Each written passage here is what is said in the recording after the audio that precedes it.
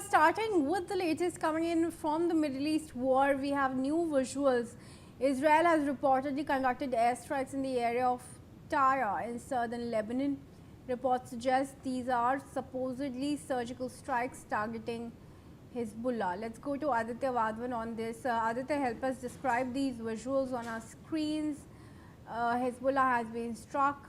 Huge plumes of smoke are visible. What do we know about the targets?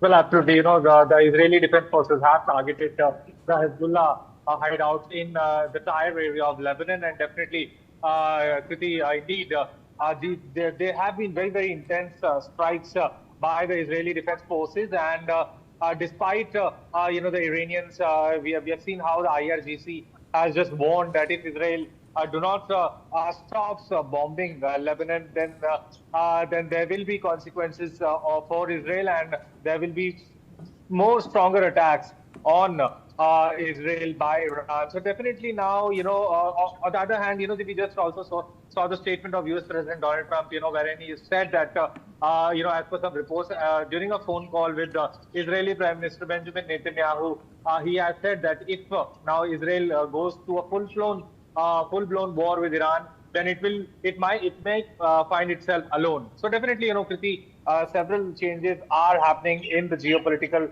context, and it needs to be seen how things unfold in this scenario. Back to you. What's the latest that has come in from Lebanon on this, Aditya? Well, absolutely. There have been strikes on in the Tyre area of Lebanon, and definitely several Hezbollah militants have been, reportedly dead in these strikes by the Israeli Defense Forces, and we could expect, as the day progresses, further more intense strikes by the Israeli Defense Forces. The Israeli Defense Forces have been striking southern Lebanon for quite some time, and now, when they bombed this suburbs of Beirut, in the retaliation of those, the Iranians had, launched a barrage of missiles on Israel. Back to you, Kriti. Aditya, thank you very much for joining us. And viewers, we move ahead. Now, Israel and Iran have halted all attacks on each other, stopping short of acknowledging a ceasefire that US President Donald Trump said the countries were aiming for. Iran has warned it would resume them if Israeli strikes in southern Lebanon continue. This comes after air raid sirens sounded. Its military said it intercepted incoming Iranian missiles, the first such barrage since an April ceasefire took hold in the West Asia conflict.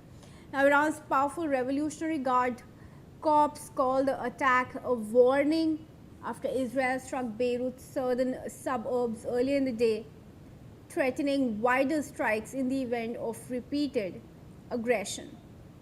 Let me now introduce Cathy Lawi, CEO of EmotionAid, in this discussion. She's joining us from Tel Aviv. Thank you very much, Ms. Lawi, for joining us. Firstly, my pleasure. It's good to have you, Ms. Lawi. Israel is, of course, renewing its attack, especially on Hezbollah in Lebanon. What can you tell us about the stress this has brought to the people in the country? Well, what can I not tell you about the stress that is happening here, and the mental health of the population, where we already had before the last round with Iran, we had already very, very high numbers in terms of post-trauma, stress and anxiety in the population. And now, a day like yesterday was just, the uncertainty is something that as human beings, we find very difficult to bear. And the uncertainty, I think we are getting a lesson in uncertainty that we have never had. Yeah. All right, and what's the best way that you're recommending for people to deal with this, not just in Israel, but all the countries that are involved in the war? Yes. And you're right, absolutely, because what I wish the most is for, whatever we learn in this country and in our organization about stress and trauma to benefit more people around the world.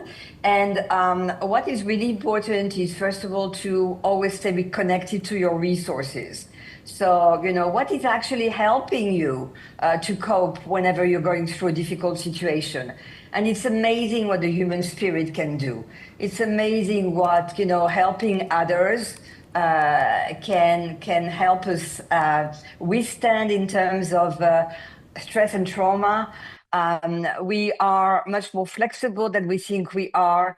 And I think the other thing is to really think about, what is it that we can learn from a situation? How can we grow from that? And this corresponds to what we call post-traumatic growth. And it's our intention to really grow after the trauma we're experiencing in this country. Right, Ms. Lawi, thank you very much for joining us. We appreciate you giving us your time on this.